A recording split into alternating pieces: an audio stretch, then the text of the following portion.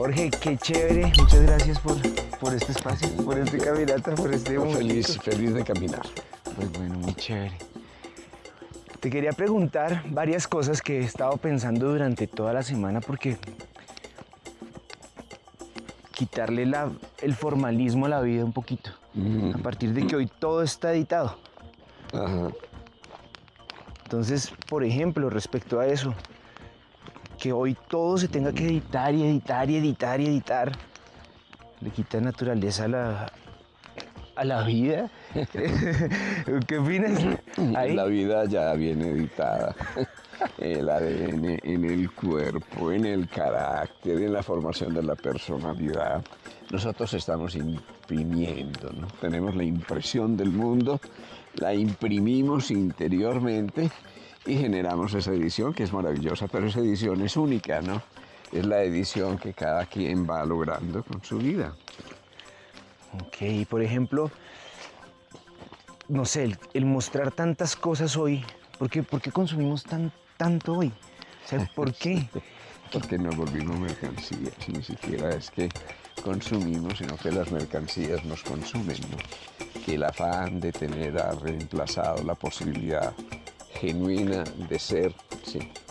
Que las interpretaciones externas de la apariencia y la forma han reemplazado nuestra percepción de la esencia, de la cualidad, de lo que somos, que no sabemos que somos únicos, ¿no? Como las huellas digitales, como el iris, como nuestro genoma, que cada ser humano es único, entonces nos masificamos y a eso lo llamamos globalización. La globalización es una maravilla, pero no es homogenización, ¿sí? Porque nosotros suprimimos la magia y la belleza de las diferencias en nombre de la unidad, y en nombre de la unidad pues simplemente quitamos la... Sí, sigue. Buenos días, ¿cómo Buenos amaneció? días. Bien, usted. Muy bien, gracias. En nombre de la unidad, pues desapareció la magia de la unicidad, ¿no? de sabernos únicos. Entonces nos diluimos, nos perdimos y buscamos compañía en medio de una profunda soledad, porque en esa compañía no pudimos ser auténticos y nos sumergimos en la muchedumbre. Yo veo la gente, mares de personas a la misma hora en el tráfico. Yo digo, qué horror, todos contaminando y contaminándose, sí, haciendo lo mismo. Océanos de personas invadiendo las playas y el océano. De basura, además, En ¿no? busca, no de basura, no solo de basura, sino en busca de compañía en medio de la más profunda soledad. Así que es ser la propia compañía, pero uno es la propia compañía cuando encuentra su naturaleza.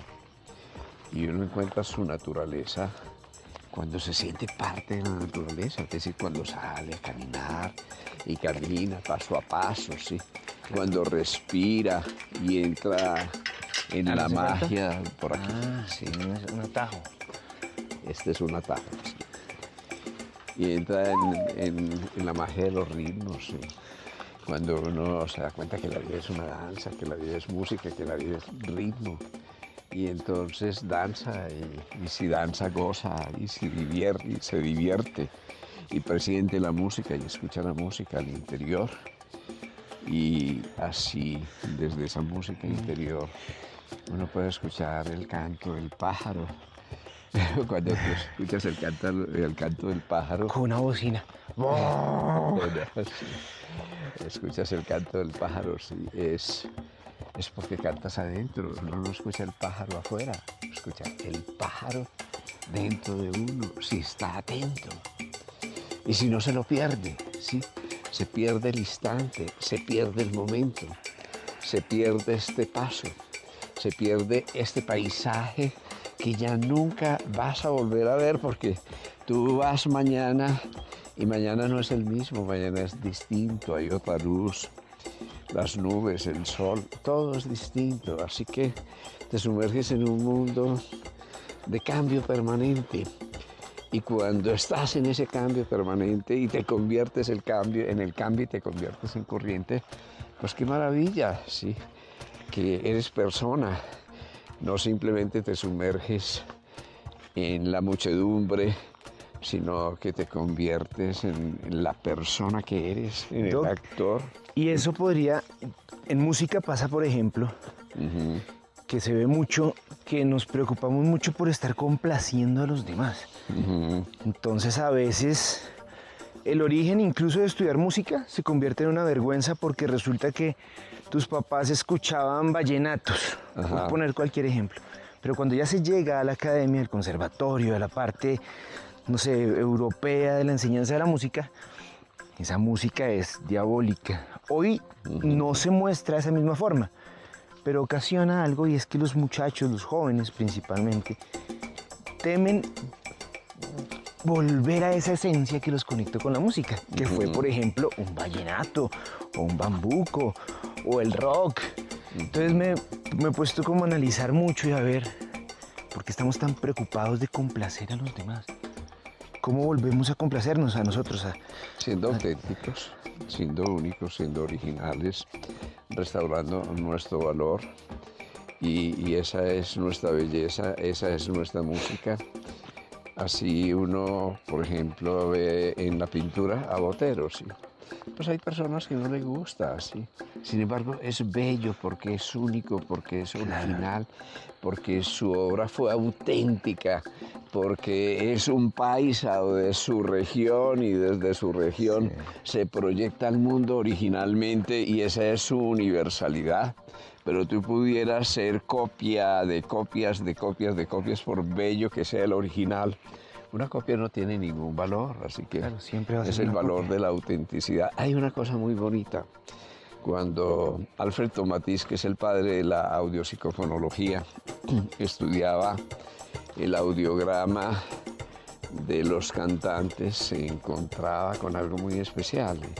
Es que él podía reconocer de qué parte de Italia venía un cantante. Sí. Por el acento, Sí, por su música, por su canto, por lo que se llama el test de escucha, por el audiograma, porque cada quien escucha de un modo diferente y al escuchar de un modo diferente habla y canta de un modo diferente y por eso a ti te pueden reconocer perfectamente por tu voz, es decir, que tu voz es única y por esa razón pretender que se va a copiar los fonemas, los sonidos, la música, eso no tiene sentido. Hay una anécdota muy bonita y es que en la zona africana, los países francófonos, los que fueron colonizados alguna vez por Francia, estudiaban francés, claro, en las escuelas. Pero los niños no aprendían francés bien, no sabían qué ocurría. Entonces contrataron a Tomatis y él les hizo el audiograma y se encontró que su modo de escuchar, las frecuencias del sonido, los fonemas, era totalmente diferente del modo de escuchar de los franceses. Así que tuvieron que hacer cartillas de lectura donde incluyeran palabras que tuvieran fonemas que que resonara con sus frecuencias. Entonces, claro, en eso también somos únicos. Y pretender que hay una música, digamos, que se superponga a la magia de la diversidad, del folclore, de lo local, no tiene absolutamente ningún sentido, ¿sí? Claro. No desconociendo que hay una música. Y la importancia una de música ella, que trasciende las edades, las modas, los tiempos, pero también hay un folclore que no se hizo para el consumo, un folclore auténtico que nació del romance, del alma, del paisaje, de la relación con la naturaleza, de tu modo de dialogar con el mundo. Y ese folclore tiene la belleza de lo diverso que enriquece la cultura de la humanidad, la cultura de la unicidad de los procesos de folclore locales y de la unidad de esa música universal, ¿no? Que está hecha de toda esa diversidad. Se hizo, es claro, es que el folclore desde esa mirada también se aprecia mucho más porque en el caso personal, digamos que siempre lo he visto como una cuestión familiar, que incluso, Claro. Pues, el bambuco, para mí eso es como, Claro. no, la tapa de las cuestiones.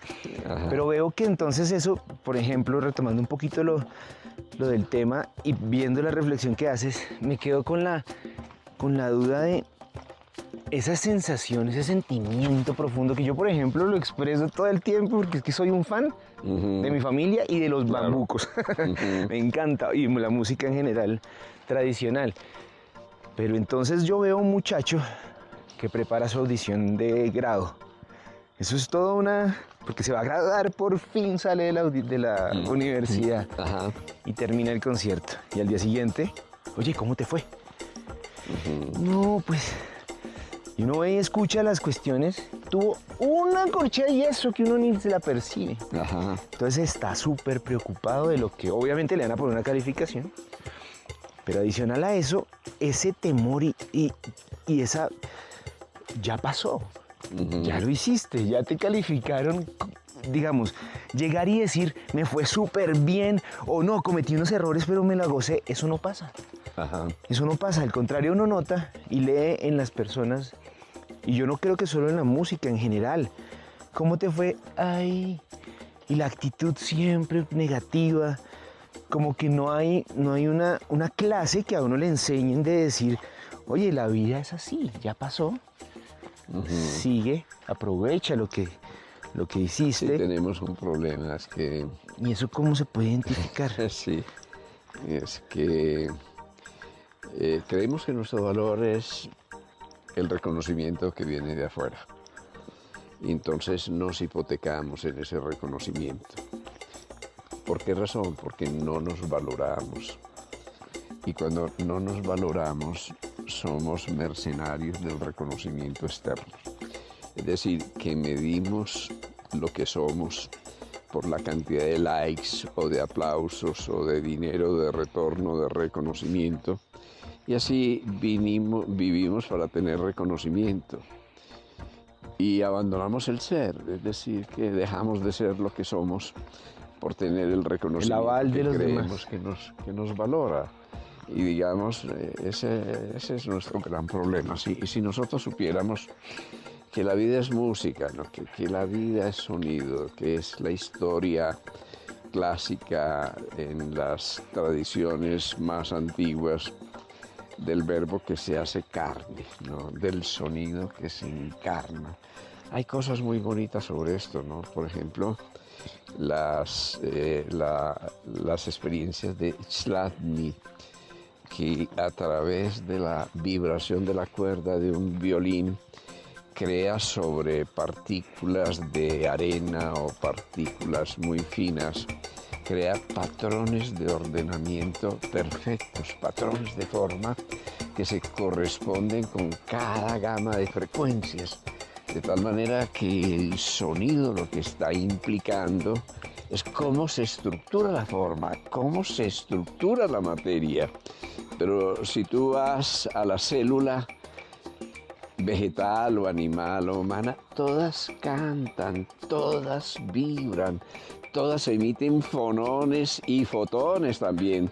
¿Cuántos de luz? Entonces yo le digo, eso es como una discoteca donde tú tienes el sonido, tienes la luz y tienes la danza y todo el mundo se comunica en una danza colectiva que llamamos un órgano, un sistema, y a su vez los sistemas, como en una gran orquesta, se van conectando los vientos. Y naturalmente. Todos se conectan Desde naturalmente.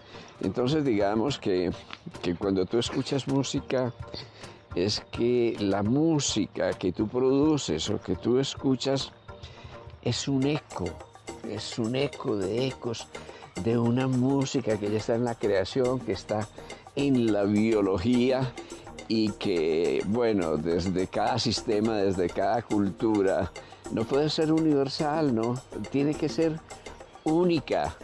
Es posible que haya comunes denominadores, pero si tú ves, por ejemplo, mis hijos, sí. Pues mis hijos, cuando nosotros poníamos música clásica, ellos nos la quitaban, decían, apague esa bobada. Sí. Cuando ellos ponían su música, Claro, claro, también. es que hay una música para cada edad, ¿sí?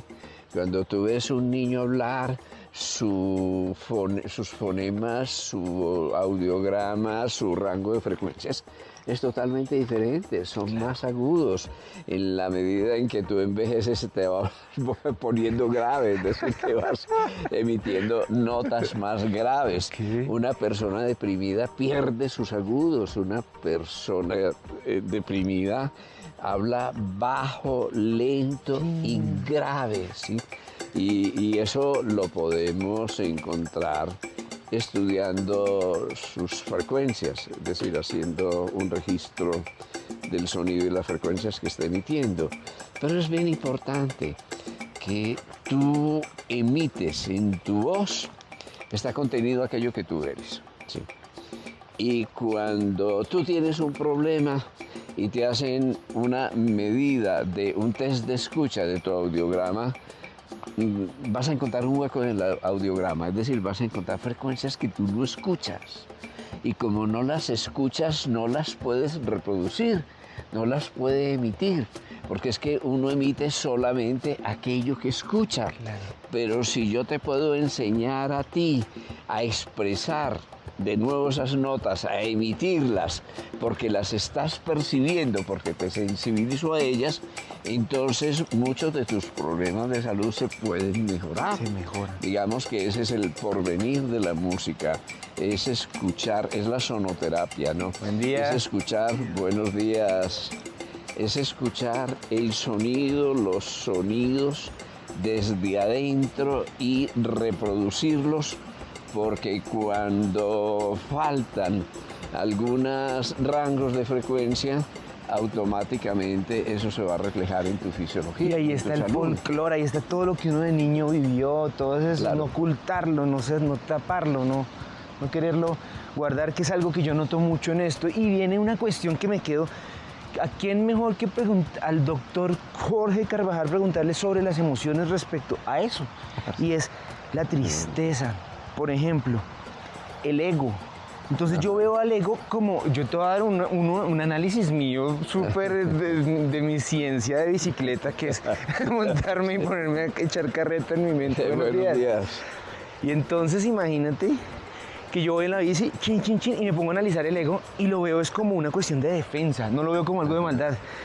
Pero entonces llega y se vuelve tiene tanta convicción a veces en uno que ya deja de ser una defensa.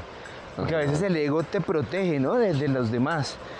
Pero Sí. entonces después lo veo y wow, y es súper nocivo para la humanidad, porque veo que afectas ya a los demás, ya no está en función de uno. El ego, por ejemplo, esa emoción, esa sensación de ego, ¿por qué? ¿Cómo el ego, también como pregunta, cómo el ego puedo controlarlo? Porque se necesita también en algún aspecto de la vida, para que no afecte, por ejemplo, a las personas que están estudiando, y no solo música.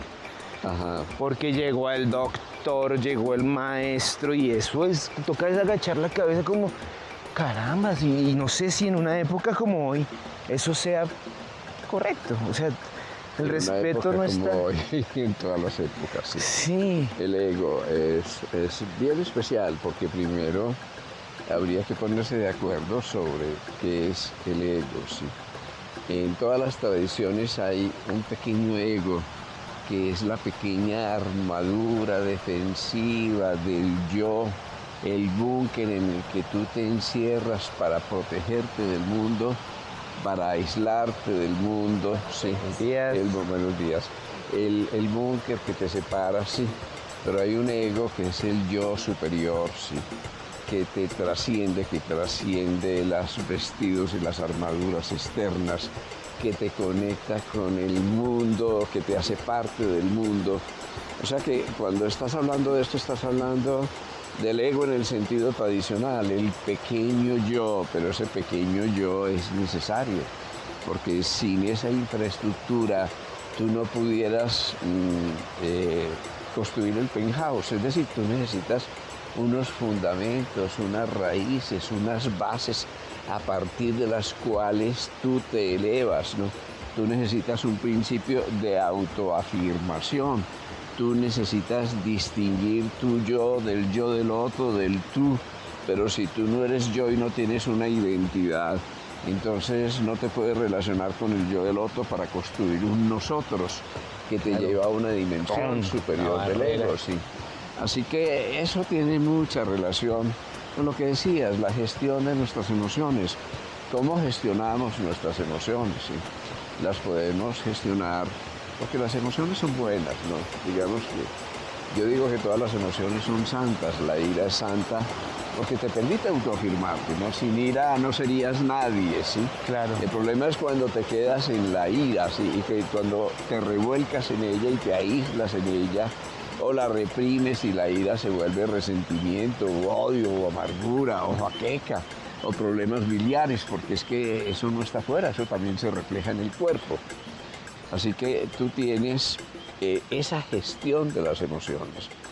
Depende en buena parte de la música de tu vida. Si esa música de tu vida, yo digo, puede ser eurítmica o puede ser disrítmica y totalmente cacofónica. Y eso está estableciendo cómo te proyectas al mundo de tus emociones.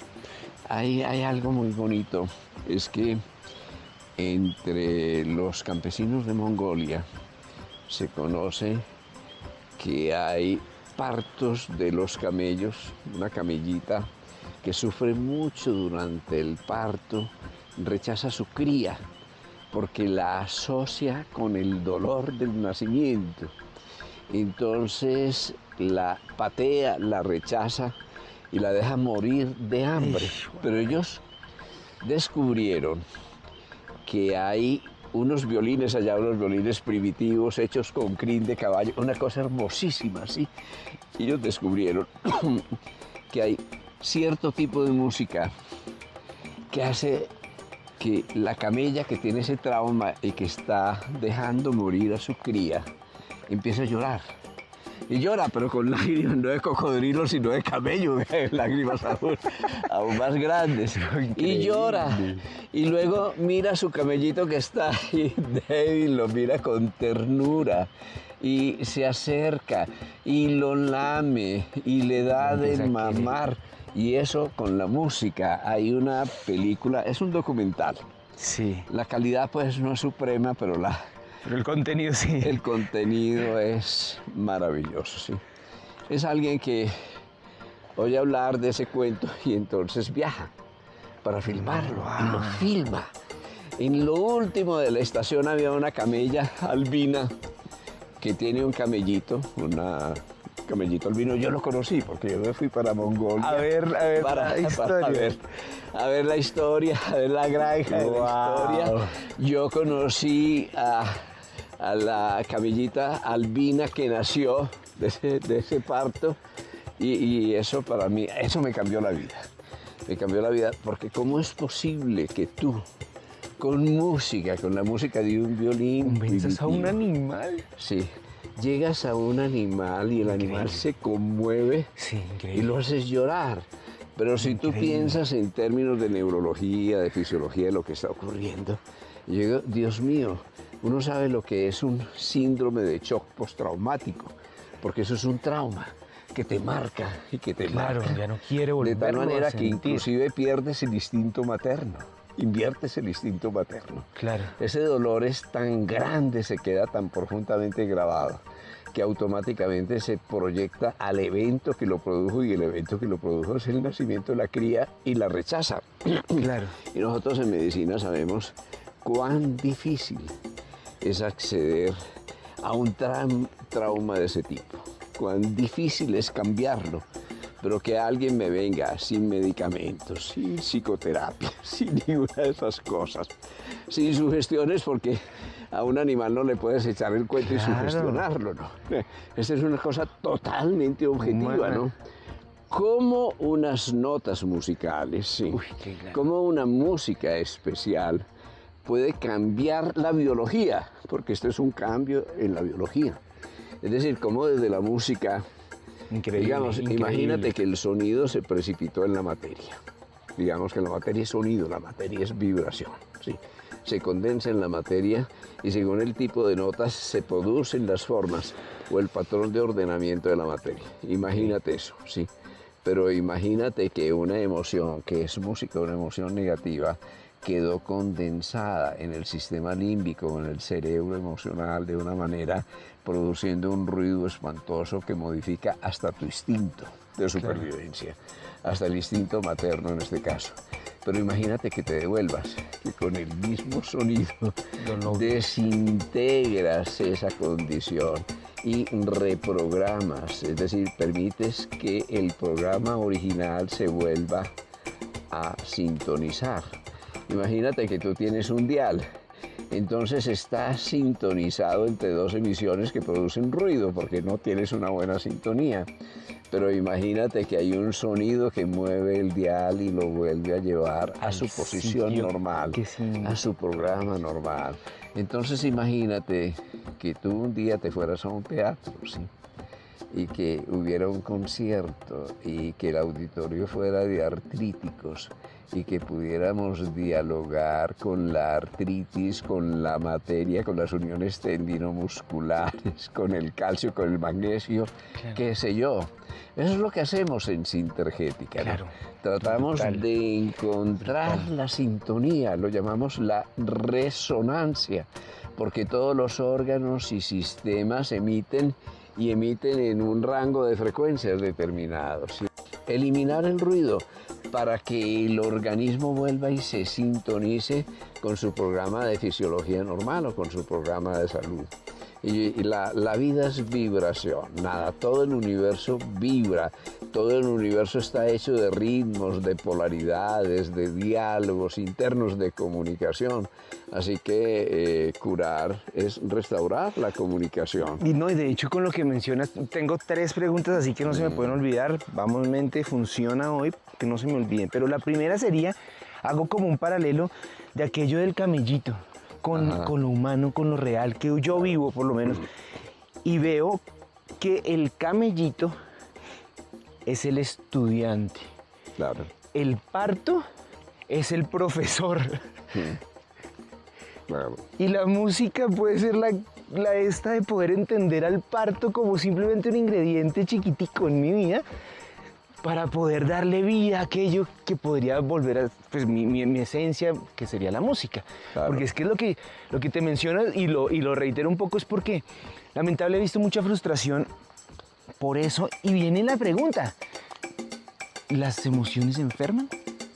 Obviamente las emociones son energía en movimiento, las emociones son vibraciones más sutiles, pero las emociones están conectadas con el cuerpo a través de moléculas, de códigos de inteligencia que se llaman neuropéptidos. Neuro porque vienen del sistema nervioso y péptidos porque son pequeñas proteínas, pequeñas secuencias de aminoácidos. Entonces, cuando tú experimentas una emoción, se está liberando uno o varios de esos péptidos y esos péptidos a su vez resuenan o tienen receptores en todas las células del cuerpo, es lo que se llama la red mente-cuerpo. Y esos receptores están programando también el genoma, tu código genético, tu ADN. Es decir, que la manera como tú expresas tu biología depende de tu biografía y en esa biografía lo fundamental es el colorido de tus emociones. Con las emociones nosotros estamos esculpiendo el cuerpo. Las emociones son como música también. Esa música puede ser una música que entra en resonancia con tu necesidad, es una música que disuena contigo, ¿no? Que no corresponde a tu identidad. Y en ese momento eres infeliz, te pierdes. Pero claro, eso no depende de tu profesor. Eso no depende del mundo afuera. Sabes, culpar a otros tampoco. Eso depende del aprendiz. A ver, la vida es aprender nada más. Aprender es expandir la conciencia, nada más. Vinimos a expandir nuestra conciencia, es decir, la banda pasante de la música en que escuchamos, en que tocamos, en que dialogamos con el mundo, eso es.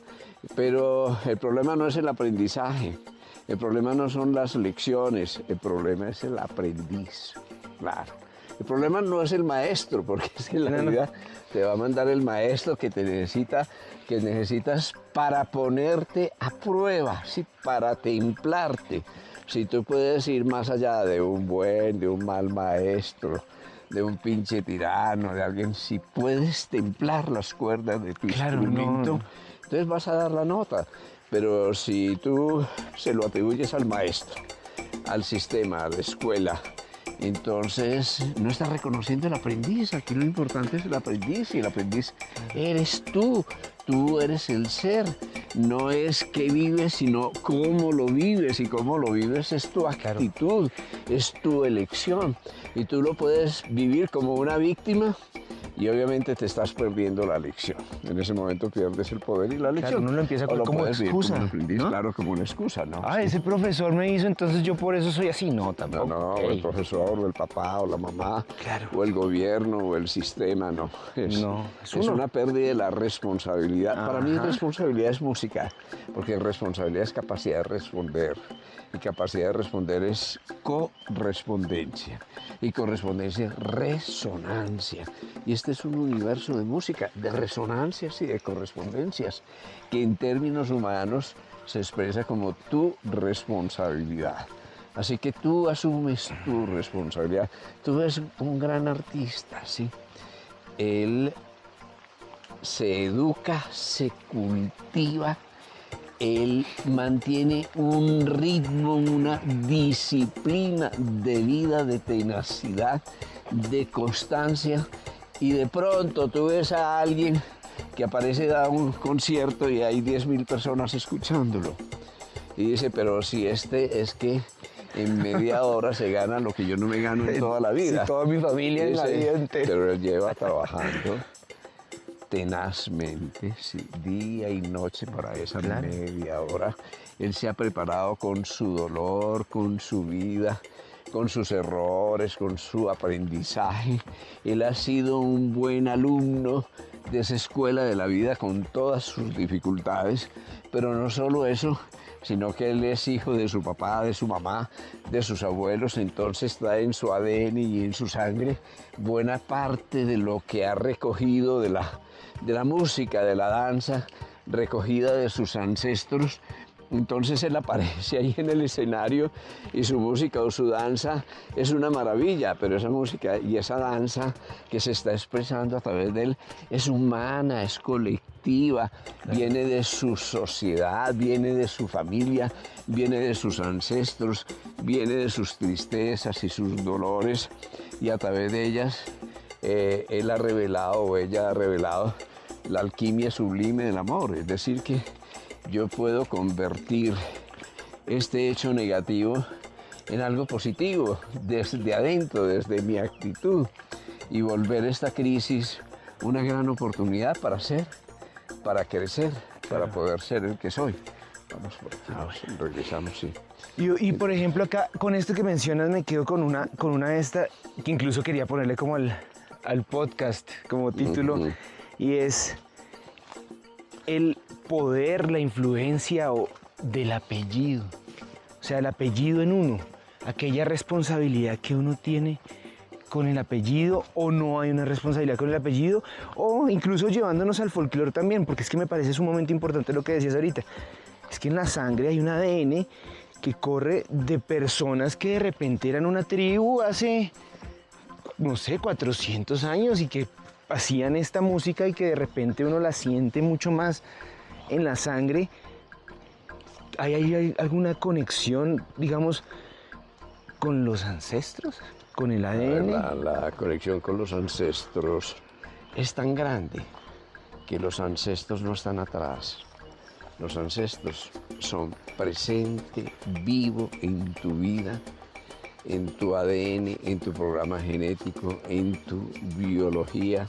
Cuando a mí me dices que el ancestro, mis abuelos, yo digo, es que tú eres el abuelo. es que hay sustancia viva de tu abuelo dentro de ti, porque él sembró las semillas en su abuela y esas semillas pasaron a través de tus padres y vienen a ti. O sea que tú eres una prodigiosa cosecha, pero esa cosecha, el fruto de tu vida, contiene las semillas que todos ellos sembraron. Pero ahora nos remontamos, si nosotros estudiamos el genoma, el código genético, la partitura, el programa de la vida, el programa biológico, pues nos encontramos que tú tienes genes de la África, de la Asia, que hay genes del Gengis Khan, del Gengis Khan, están dentro de ti, que tú, que a lo mejor te crees de sangre azul y de ojos azules, cuando te estudiamos, tienes notas de los tambores africanos, tienes la música clásica, tienes el folclore de los indígenas, es decir, que tú eres una bella alquimia de todas esas notas, tú eres una música de la humanidad, es la humanidad que vive dentro de ti. Pero cuando nos remontamos en el tiempo y nos encontramos por allá en el Valle de Afar, en el África, el Australopithecus afarensis, hace 2 millones de años. Imagínate, hermano, 2 millones de años, caminando, danzando. Esa es la sangre de tu vida, esa es la música de tu vida. Si tú te apropias de ella, porque esa música se vuelve original dentro de ti. Entonces tú tienes un apellido, ¿sí? Y ese apellido se llama humanidad. No ese debería ser nuestro apellido. Somos seres humanos. Y a veces nos quedamos en lo que nos diferencia, pero somos un arco iris, ni rojos ni azules, amarillos, verdes, blancos, todos los colores, negros, sí, todo el arco iris disuelto en tu humanidad. Y tú estás aquí, ¿para qué? Para llevar tu apellido, tus apellidos, como una vibración que viene del pasado y renovarla y enriquecerla en presente. Tú no estás aquí para repetirte, tú estás aquí para coger la materia prima del pasado y con esa materia prima del pasado esculpir el futuro en tu presente. Digamos que eso es lo que vinimos a hacer. Claro.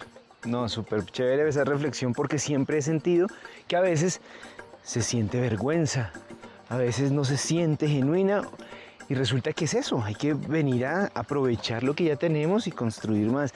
Y bueno, y ahí pues, digamos que ha sido una situación un poco confusa que se ha asumido de distintas maneras. Por un lado, por ejemplo, mi hermana Alejandra en Estados Unidos sola.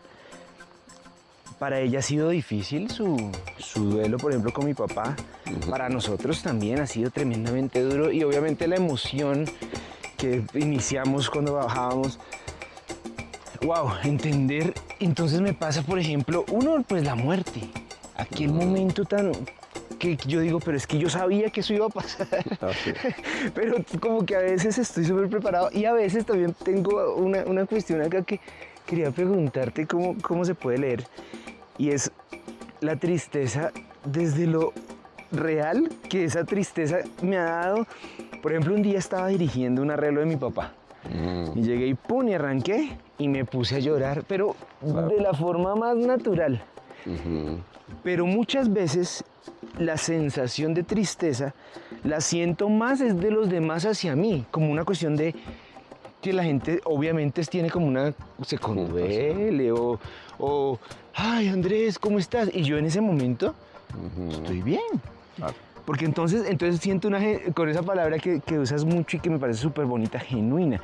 Una tristeza genuina o una tristeza mentirosa, porque yo la podría aprovechar. Claro. Y entonces también me di cuenta que no, un momento, yo no quiero generar pesar. Yo estoy feliz por mi papá, sufro que no esté, pero ¿cómo podrías, por ejemplo, contarnos como alguna reflexión respecto a la muerte y este momento que no digo que sea, es que ni siquiera sé qué palabra usar, no sé si sea difícil, si sea duro o si sea simplemente feliz, incluso no sé. Papá, yo cierro los ojos y está ahí, abro los ojos y está ahí y puedo ver su sonrisa y puedo ver su dulzura y su ternura y su paz y su diálogo, su música silenciosa con la vida, que luego se plasma en su música maravillosa, que a su vez es una continuación y renovación de lo que él trae de su padre, de tu abuelo. Entonces, ¿qué me digo yo? Tu papá no está muerto, ¿no? Porque la gente no se muere, eso no es cierto, sí. Tu papá está vivo y yo puedo elegir dejarlo vivo en mi corazón o matarlo en mi corazón, porque lo va a matar en mi corazón. Además, lo recuerdo, y lo recuerdo con tristeza, es humano y es normal. Buenos días. Hola, buenos días. ¿Cómo amaneció? Bien, doctor, ¿y usted? Qué bueno verlo. ¿Cómo estás? Bien, ¿Qué tal? bien, doctor. La familia. También. Qué bueno. Va para misa. Sí, doctor. Qué bueno. ¿Y usted está muy bien, doctor? Yo estoy muy feliz y muy bien, como de costumbre, muy aliviado por aquí, paseando por estos lugares maravillosos. Sí, acá dándonos una vueltica. Sí. ¿No es un hijo, no? No, él es el yerno. ¿Yerno? Sí, Vea, qué lindo todo. sí, él es el yerno, él es el compañero de mi hija. Bueno, los yernos se convierten en los hijos, ya usted sabe cómo es la vida, que la familia se va creciendo, sí. ¿Y sus hijos bien? Bien, doctor, sí. Todos bien, los Sí, nietos bien, la familia, El muchacho vive ahí en la misma finca. sí. Y las muchachas en tres en Guarne y una en Marinilla casadas.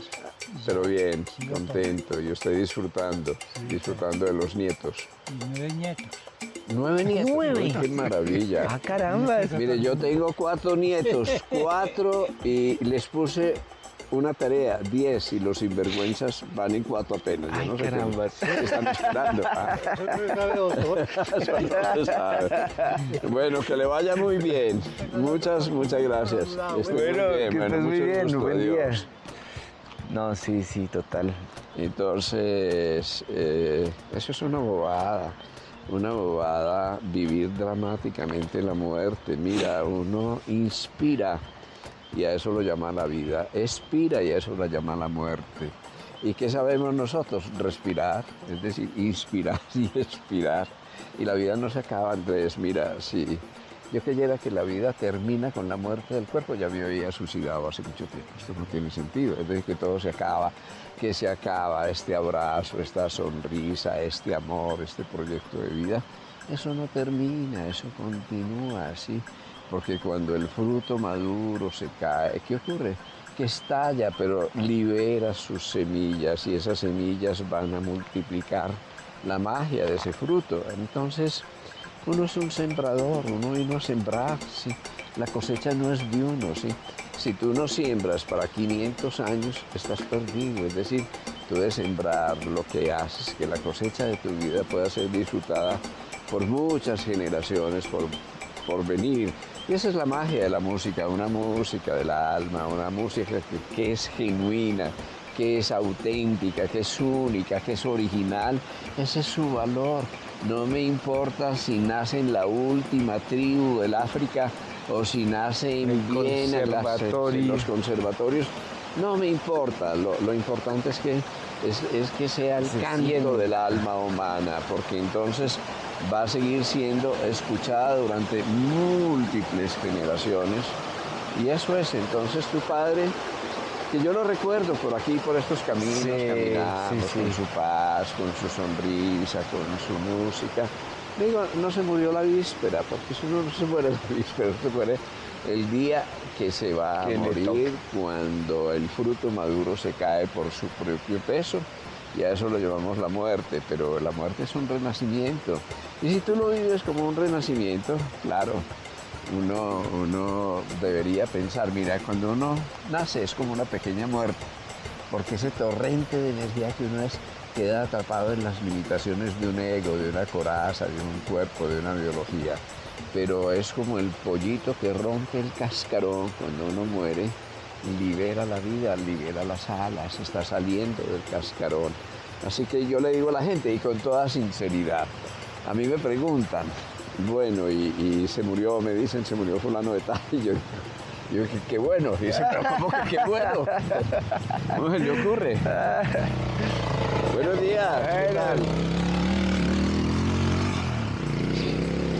Entonces, Claro, es una forma ¿cómo muy le ocurre? Y dice, no, acertada. es que es necesario que nosotros rompamos con la cultura del luto, con la cultura gris, oscura de la muerte, y entremos en una cultura de la vida, de la continuidad de la vida.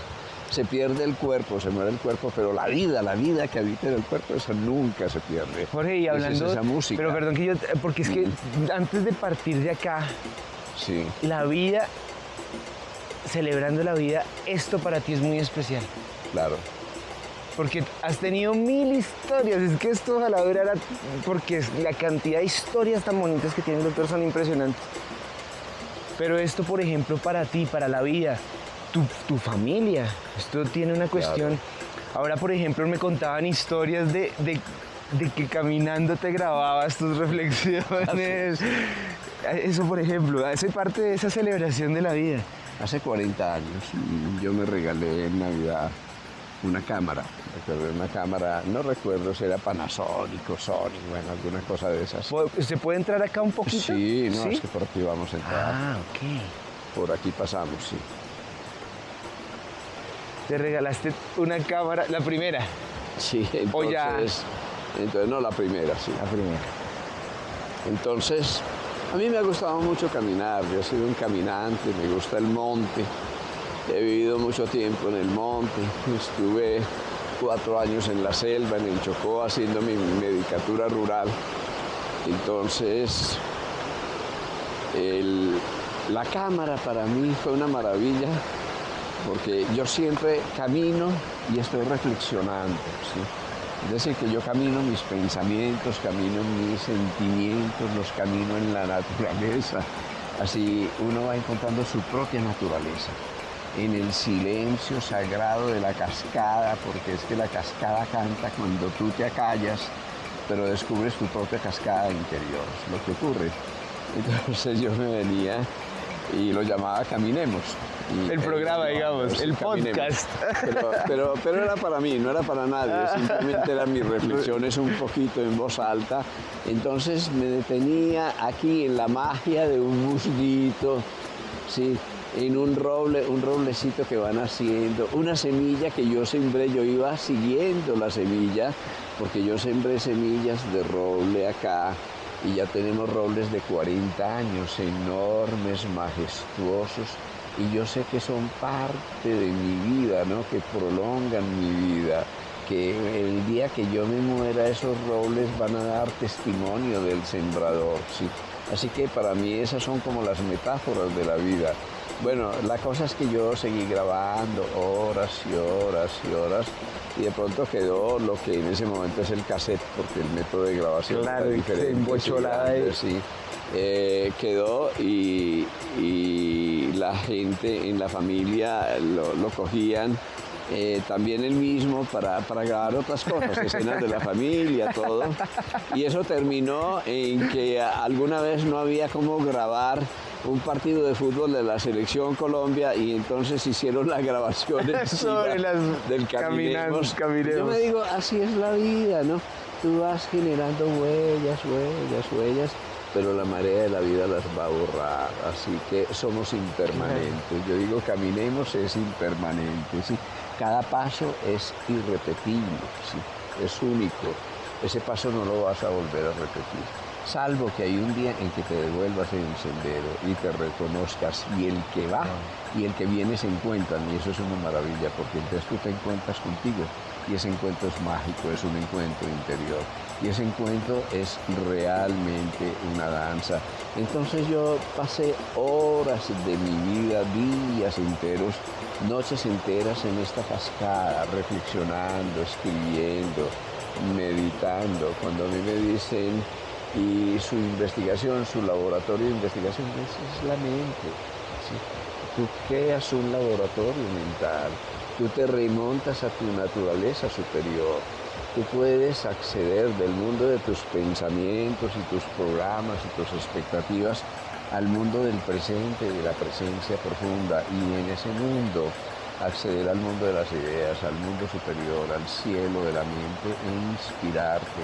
Eso es lo que hace un músico, lo que hace un creador. Yo digo que el momento más humano, el más feliz posible, el de mayor sentimiento de unidad es el momento del acto creativo. ¿Sí? Crear es la mayor fortuna que puede conseguir un ser humano. No producir, crear. Pero crear es sembrar en el cielo de la mente superior y captar del mundo, de los arquetipos del mundo sagrado de las ideas, porque ese mundo va a permitir que tu música sea tu música realmente, que sea única. Y desde esa autenticidad, ese va a ser su valor, eso es lo que el mundo va a apreciar. El mundo no va a apreciar que seas un intérprete en el que repitas una música que ya todo el mundo conoce. Obviamente vas a poder poner tu genialidad en esa interpretación.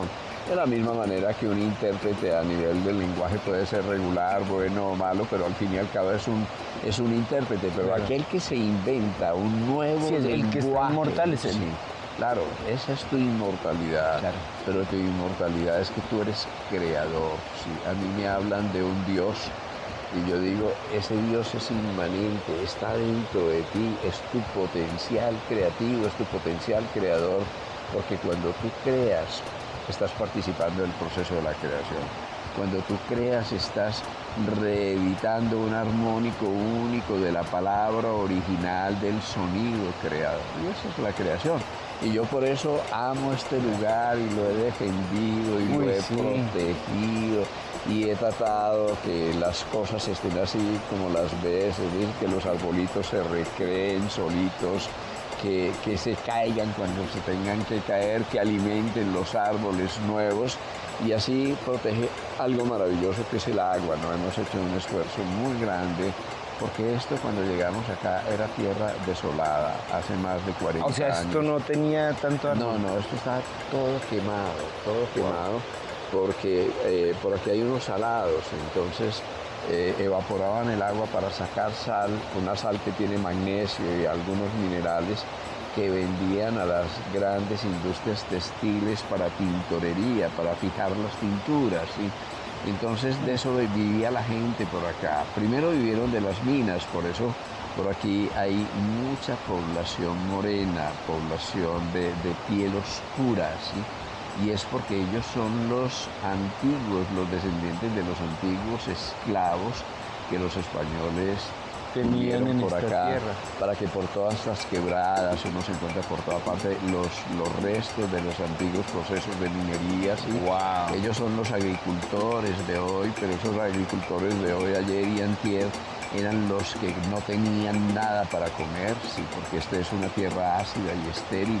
Entonces lo poquito que había empezaron a quemarlo para poder cocinar el agua, para sacar la sal y vender la sal. Y entonces cuando llegamos a esta tierra, un helechal, unas cuantas porciones de bosque original, de bosque virgen, que hemos defendido, que hemos preservado con todo lo que eso implica, sí, porque este es un mundo arrasador, porque ahí donde hay un árbol la gente lo quiere explotar, lo quiere cortar, una fogata, o lo quiere quemar, sí. Entonces ha sido ese proceso.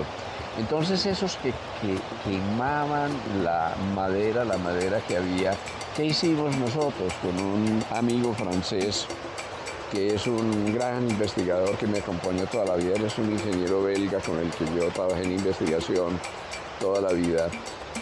Con él conseguimos esta tierra originalmente, sí, y veníamos todos los fines de semana en una camioneta cargada de árboles a sembrar. Además ahí de todo lo que sembramos, solamente el 1%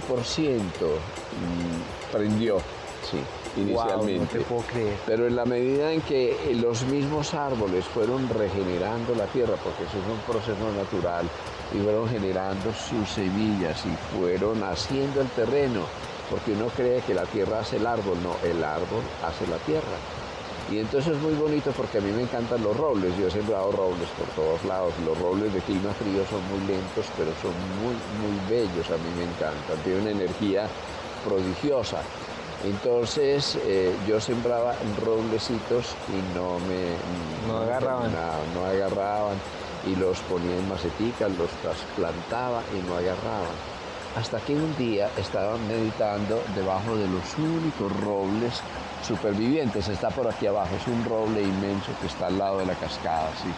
Un superviviente extraordinario de toda la gesta, de la quema, todo eso se había escapado. Ese logró. Entonces yo me fui a meditar con ese roble a ver si me contaba la magia de ese yo quiero expandir tus semillas. Bueno, los robles pierden sus hojas, entonces generan una cama de hojas en la tierra. Y yo veía roblecitos salir ahí, al lado del árbol. Obviamente no iban a sobrevivir porque dos robles no pueden crecer juntos, porque van a competir con la luz. Sí, pero como salían y germinaban tan bien, sí, estaban tan vitales, yo me puse a meditar. Y el resultado de la meditación es que hundí la mano y era un colchón de hojas inmenso. Wow, sí, pero en ese colchón de hojas, al hundir la mano, estaba hirviendo, literalmente quemaba, es decir, por la fermentación la temperatura era tan elevada. Entonces yo supe que es que el roble genera sus hojas, genera el humus, genera la temperatura, genera el que empecé a trasplantar por todas partes. Pero después de eso, muy bonito, me di cuenta que no había que hacer eso, que bastaba con dejar un tiempo corto la semilla que fuera cubierta por las hojas, ¿sí? Para que en el momento preciso de la germinación yo cogía la semilla y ya estaba preparada. O sea que era la mamá roble la que preparaba a sus hijitos, y así es la naturaleza, así son nuestros padres, ¿no? Simplemente nos dan el humus, la tierra. Lo que decías ahorita de la vida, mi papá pueda germinar. nos dio las herramientas. Y entonces estamos ahí vivos. ¿Y quién es tu padre? Pues tú, una parte de ti mismo. Así que nosotros empezamos a llorar por el padre, lo que perdimos. Claro. Y yo a la gente siempre le digo, no pienses nunca en aquello que perdiste, piensa en aquello que quedó. ¿Qué quedó? Qué bonito, quedó sí, de ellos, sí. Y piensa que tú puedes hacer por ellos donde estén, no importa, porque la vida es una cadena continua de conciencia, es ofrecerle lo mejor de ti, florecer para ellos. Tú estás aquí. Y si ellos se frustraron y no pudieron realizar sus anhelos, tú eres la continuidad de ellos. Y si ellos se equivocaron, tú estás aquí para resolver el error. Es decir, que la cadena de la vida continúa. La vida no ha terminado, ¿sí? Imagínate que una semilla se ponga a llorar porque su mamá árbol se murió, ¿no? Ella simplemente reproduce esa corriente de la vida en su propia germinación. Claro. No, y ahora que, por ejemplo, pues yo me pongo a pensar mucho en mi papá todo el tiempo. Ajá. Y entre las cosas que me sorprenden. Es que mira la belleza. No, esto es increíble. La cascada, ¿Y se puede bajar hasta la cascada? ¿Hay camino para allá? Claro, hay camino, si quieres, vamos. Vamos, sí, dejamos una por acá. Sí. No, entonces te decía que mi papá... Se llovió, la cascada está bellísima hoy. No, hay que ir a verla, hay que ir a verla. Un poquito café, pero normalmente es por la tierra. Sí, es hermosa, sí. ¿Y entonces qué decías? No, que te decía que mi papá fue un hombre muy positivo. Ajá. Hasta en el momento de su enfermedad, la asumió con un positivismo que uno decía, pero carambas, estás enfermito. No, él con una mentalidad súper bonita. Claro. Porque hay algo que siempre... Es que bueno, yo estoy casado, no, yo tengo el honor que Tatiana es como un angelito en la vida y ella muchos mensajes me los ha pasado. Ajá. Entonces eso ha sido tremendo. Y entonces, pues conozco al doctor hace muchos años. Por aquí. Ya van a ser 6 años de estar por acá, andando estos espacios. Y me di cuenta que mi papá era en gran parte muchas cosas que tú describías. Claro, tranquilo. Ah, no, esta zona ya es... Sí. No, esta zona es otra cosa. Y entonces, la felicidad, Jorge. ¿Sabes que mi papá, yo creo que de las enseñanzas, aparte de la música, que mi papá nos dio, fue ser feliz? Claro. Y te quería preguntar, ese camino Sí, pregunta. Ese camino es muy difícil, ¿no? A ver, es muy difícil porque es muy fácil. Entonces, como nosotros todo lo complicamos, para nosotros la vía del menor esfuerzo es la complicación, pero es que la vía del menor esfuerzo no lleva a la felicidad. Sí. Así que es tan fácil como esfuérzate, ¿sí? Conságrate, ofrece lo mejor de ti mismo, encuentra tu ritmo, encuentra tu disciplina. Sí. Claro, ese va a ser, ese es el secreto. Bueno, miren esto tan lindo. Esto vale la pena disfrutarlo un ratico. No, espectacular. Creo que yo no había visto la cascada nunca tan... No, se llena más, Tan llena. Toda. Arriba se llena toda, wow, se llena toda, es espectacular, sí. Además nos metemos por acá, vamos para allá por la roca, vamos por el bordito y nos metemos detrás de ese chorro grande, Wow. hay una cuevita y uno se puede sentar ahí y respirar también y ver a través del agua. No, pero se muy siente como valiente, en la esa agua cueva, está sí. helada. No, pero no. ¿No? No, eso, a ver, ese lado desde acá cuando te metes, una vez que te metes ya. Pues, activa además un activador. Lo Oye, otro entonces... es meterse debajo de esos chorros No. y un masaje. Claro. Eso sí que es música del alma. Y además la cascada, cuando tú estás en silencio en la noche, yo pasé muchas noches aquí, tenía un buen amigo puede ser, que qué le miedo. encantaba meditar y entonces nos veníamos obviamente cafecito, una buena ruana, aquí en este lugar nos sentábamos a escuchar los ecos de la música del agua, porque hay un momento en que tú escuchas el sonido, ¿sí? Pero cuando estás bien concentrado, más allá del sonido, escuchas otro sonido, hasta que escuchas música. Lo llamamos la música del agua. Es como una coral celestial, es una maravilla, ¿sí? Pero tienes que pasar varias horas en silencio total, Concentrado. para que se produzcan esos armónicos de ese sonido fundamental del agua, que es el sonido de la vida, no es la música de la vida es una cascada. Y la felicidad, ¿no? Es toda felicidad. Y nos recorríamos la quebrada, por aquí hay un senderito, todo eso que ves, hay un senderito que conduce hacia los límites, allí donde termina esta tierra, y siempre lo caminamos con los hijos pequeñitos, a la aventura por aquí, Claro. con mis hermanos, subir por todas las piedras hasta allá arriba, nos subíamos. Alguna vez recuerdo que logré pasar allá, a ese que se ve como un arbolito, y entonces me quedé, a mí me encanta reflexionando, meditando en ese peñasco. Pues resulta que se largó el agua y hubo una creciente y yo no me Ay, podía salir. no puede ser. Me pasé más de un día entero esperando que el agua bajara, y además por la noche te confieso con mucho miedo porque Claro. esto rugía, literalmente rugía. Y yo estaba ahí, No te lo puedo afortunadamente el agua creer. no alcanzó a subir hasta allá.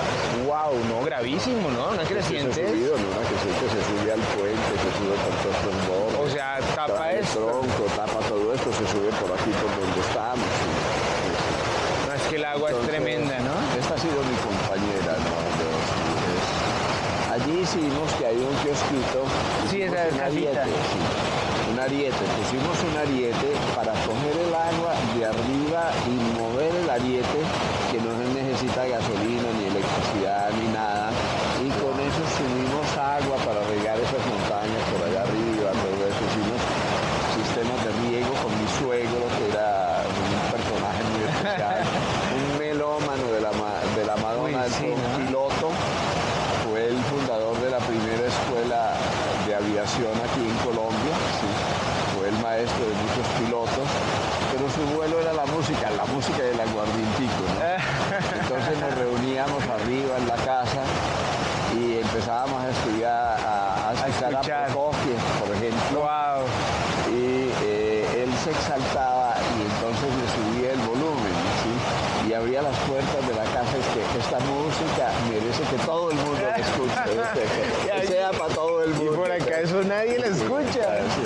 se recreaba Claro. oyendo la música. No, qué chévere.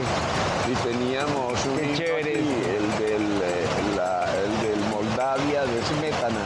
Wow. Ese era La obra. el himno de Guar. Con mi papá y mi mamá, sí, los bambucos, Los tangos. los tangos muchas veces. A mí me encantaba el tango. Y tu familia tiene también melómanos compulsivos, ¿no? No, a mi papá le encantaba el violín, la guitarra. Compositor. Sí, componía. Ellos tienen como esa música del alma. La Tu llevan hermano del alma. Sergio. Mi hermano Sergio también compone el piano, sí, les encanta. De una manera no profesional, pero digamos lo llevan en el alma. Y Jorge, Y el tango, te digo, yo viví esa historia es 15 súper años bonita. enseguida de una cantina. Sí. Una cantina que se llamaba, bueno, muy cerquita del viejo París, porque Inciso es una barriada muy popular donde yo nací en Medellín. En Medellín. En Medellín, sí. Un barrio muy pobre, muy pobre, donde no había carretera, donde no había nada. Era como un pueblito dentro de la ciudad, casi como una de esas zonas de invasión que uno ve en las ciudades, pues en ese tiempo era una zona emergente, porque la ciudad no tenía dónde extenderse. Entonces iba trepándose unas lomas tremendas hasta las letras del Coltejer, que era mi paseadero, el Cerro Pan de Azúcar, Mazo, la Laguna, todas esas zonas. Yo subía a caminar los fines de semana, que se podía, no había problemas de inseguridad. Íbamos con nuestro perrito y mis hermanos y caminábamos por allá. Pero yo vivía, mi cama daba exactamente detrás del piano de la cantina de enseguida. La cantina de enseguida era tango venteado, sí, tango venteado. Por eso los tangos me resuenan en los huesos. Yo Claro, me sé los todos. tangos. Yo no canto, pero canto porque, No, eso porque es me con el encanta. corazón. Porque me encanta, porque Claro. hace parte de mi programa. Y obviamente la música colombiana, sí. Por ejemplo, el himno en San Rafael que tuvimos por allá. Mi padre tuvo una cabanita, era el Tierra Laurentía. Oh, qué Tierra lindo. Golpes, y la cantábamos, nos íbamos en la chiva cantando la Tierra Laurentía, mi cabaña, sí. Y de hecho la música también ha tenido investigación científica contigo y con Sebas, ¿no? Sebas es el hijo del doctor, que es un gran experto digital, ingeniero de sonido. Pero él me contaba, solo que en ese momento digamos que no lo entendí muy bien. Había una investigación sobre... Sí, nosotros hemos investigado, no mucho, yo quisiera investigar mucho más, porque siempre he dicho, y sobre todo a Sebas, el sonido es el futuro de la música. La luz y el color, eso es la medicina del biocampo. Tú no eres este cuerpo, tú eres un campo maravilloso de energía, un caleidoscopio de vibraciones, de sonidos, de música, de color. Si tú vieras al ser humano con otros ojos, si tú eras vidente, te encontrarías una maravilla. Increíble. Que cada pensamiento, cada sentimiento va aportando un color diferente, entonces es un caleidoscopio que va cambiando y ese caleidoscopio es muy sensible al sonido, muy sensible a la escala de notas, ¿sí? Realmente tú eres, cada molécula es como una flauta. Imagínate que una molécula está compuesta de átomos, pero entre los átomos hay espacios vacíos. Esos espacios vacíos son como los huecos de una flauta. Entonces, según el tamaño del hueco, la nota y tú eres el que soplas, es decir, tu voluntad, tu ser, el alma o quien seas interiormente, es el que está dando esa nota en tus órganos, en tus tejidos, en tus sistemas. Pero digamos que esa flauta tiene 7 agujeros, que son 7 chakras, 7 centros de energía, y cada centro de energía está emitiendo en una gama de frecuencias, en una gama de colores. O sea que tú tienes como el pentagrama inscrito en tu cuerpo, tú tienes también inscrito el arco iris, digámoslo así, y cuando estás en resonancia armónica, cuando cada órgano y cada sistema emite en su propia frecuencia, tú tienes salud, ¿no? Pero cuando hay parasitaje, cuando hay ruido, entonces tú pierdes esa armonía, esa danza interior, esa comunicación y hay enfermedad. Y eso nosotros lo podemos reconocer. Yo tuve un maestro en Francia que es Paul Noyer, a quien yo le agradezco mucho, ¿no? Pues yo lo visité en 1976, 77, 78, y él me enseñó muchas cosas sobre el código de lectura con luces y con frecuencias tomando el pulso, porque cuando uno entra en resonancia con el organismo, el pulso cambia, y es así como uno puede leer la comunicación del organismo, cómo se está comunicando con el entorno. Y eso es una maravilla, porque así con el Sebas, él diseñó una escala musical, porque yo le dije, hazme una escala no en base a lo que la gente conoce, ¿sí? Vas a hacer una escala de notas que yo sé que son importantes en biología, porque yo las he encontrado. Para el cuerpo. Sí. Hazme otra escala musical, donde el centro de la escala esté afinado a esta frecuencia exacta y donde todo vaya guardando las proporciones según las escalas clásicas, pero entonces nuestro punto de partida es diferente. Y yo empecé a estudiar las resonancias de esas frecuencias y a generar lo que se llama, en este momento se me escapa, pero algoritmos de frecuencias, son ragas, se llama en sánscrito. Ragas son secuencias de notas bien determinadas, como mantras, hechos de notas para empezar a dialogar con el organismo. Entonces yo estudiaba qué pasaba con la energía, qué pasaba con los filtros, es decir, con la información que daba el organismo cuando lo sometía a una nota o a otra o a una secuencia de notas, cuando pasábamos esas notas directamente a través de audífonos al cerebro, cuando estudiábamos la diferencia, estudiábamos o estimulábamos diferencialmente el cerebro, un hemisferio cerebral del otro con distintas notas, qué es lo que ocurría, y yo vi cosas extraordinarias, solamente con el sonido. Oye, para incrementar el nivel de energía, para armonizarla, para abordar el terreno de ciertas enfermedades, y por eso yo tengo un sueño, y yo no sé si lo voy a cumplir, pero obviamente uno no es uno siembra las semillas, ¿sí? Y ese sueño es la medicina de la música y la medicina de la luz. porque por ejemplo yo te contaba eso que me pasó dirigiendo una obra de mi papá y que me puse a llorar. Claro. Pero entonces uno lo ve en los conciertos o en el cine. Claro. Si uno le quita la música, la gente no se emociona. Claro. La música ocasiona una conexión con el sentimiento, pero impresionante. No lo nota en los públicos. Ayer, por ejemplo, me llamó mucho la atención. El doctor estaba en una conferencia súper importante de Somos un Alma, que es la página oficial del doctor, @Somos un Alma en Instagram y todo esto. Y estaba haciendo toda su conferencia y terminamos y fuimos a almorzar y hablabas de que te hizo falta. La música, claro, mucho. Yo siempre lo hacía con música. Ahora por derechos de autor, por todo eso, ya uno no puede utilizar ninguna música así porque es imposible. Pero en tiempo de bárbaras naciones, que eran las naciones que se más podían. bellas, en tiempos en que se podía, nosotros, Por acá, ¿cierto? Sí.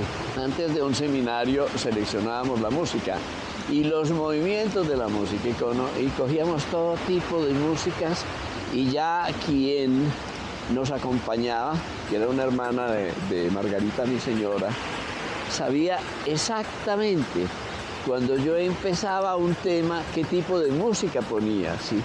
Y cómo le subía o le bajaba el volumen o cómo cambiaba el movimiento en función de la secuencia del mensaje y la palabra, y eso era fenomenal, fenomenal. Yo digo que la música era la onda portadora de todo el resto.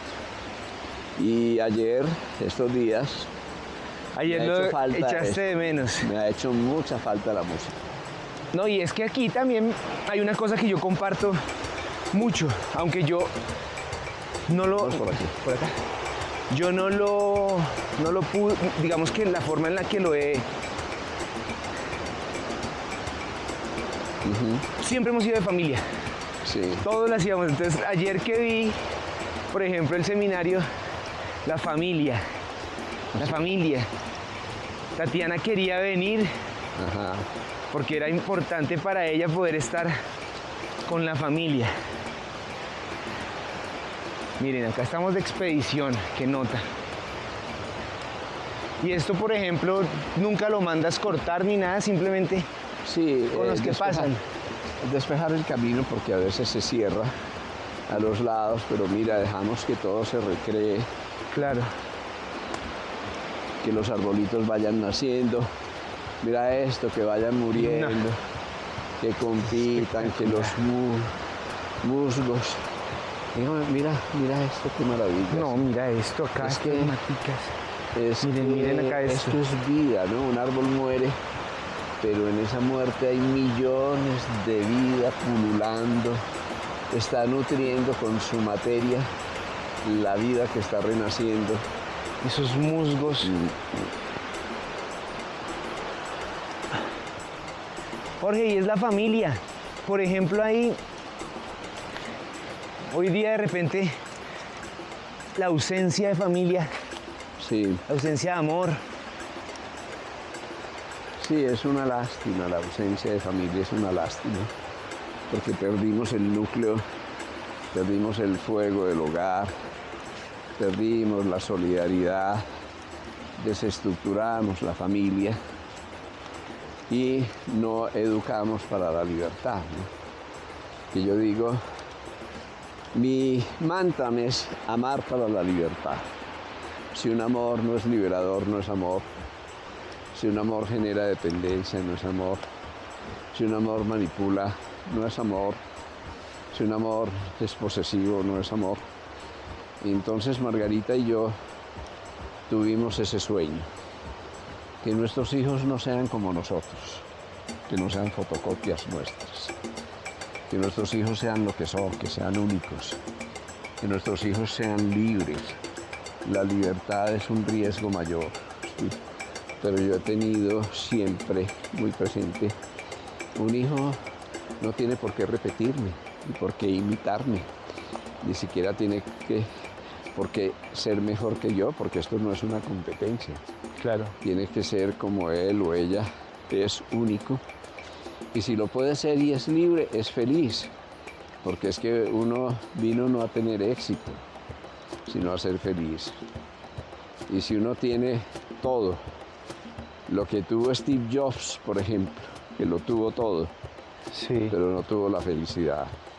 Muere multimillonario, pero solo e infeliz. Y se da cuenta muy, muy tarde que vale más un buen amigo, que vale más un abrazo, el cariño, la vivencia del momento del amor, que todo el oro del mundo. San Juan de la Cruz, que a mí me encanta. Nosotros hemos hecho muchos seminarios en el convento de San Juan de la Cruz en Segovia. Ok. Entonces, digamos, si yo soy un fan de alguien, es de San Juan de la Cruz. Porque San Juan de la Cruz es el máximo poeta en habla hispana, reconocido en todo el mundo, sí. Y él escribió muy poco, pero lo poco que escribió, de una belleza, de una musicalidad, de una profundidad única. Entonces San Juan de la Cruz tiene un pensamiento, un verso que dice: un solo pensamiento del hombre vale más que todo el oro del mundo. Solo Dios es digno de él. A mí eso me encanta, ¿no?